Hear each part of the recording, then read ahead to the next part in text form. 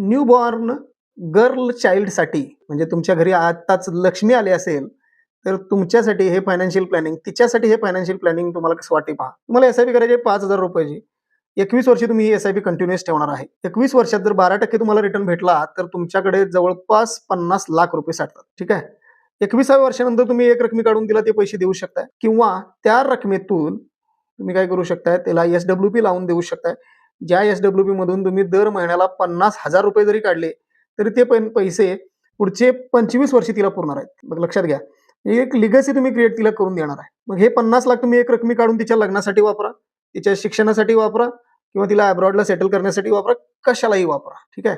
आता दुसरी महत्वाची गोष्ट की 21 वर्षानंतर 50,00,000चं व्हॅल्युएशन किती असणार? तर हे व्हॅल्युएशन किती असणार आहे? तर नक्कीच 50% किंवा 60% 70% कमी असेल महागाईच्या कॅल्क्युलेशननुसार. तर हे जर होऊ द्यायचं नसेल, तर आपल्याला काय करावं लागेल?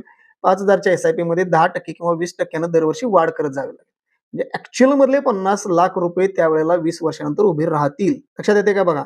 तुम्हाला पण ही कन्सेप्ट आवडली असेल तर मला लिंक कमेंट करा. मी तुम्हाला child education, child marriage related कॅल्क्युलेटर्सची लिंक तुम्हाला पाठवून देईन. अशाच फायनान्स रिलेटेड कंटेंटसाठी मला फॉलो करायला अजिबात विसरू नका. नमस्कार.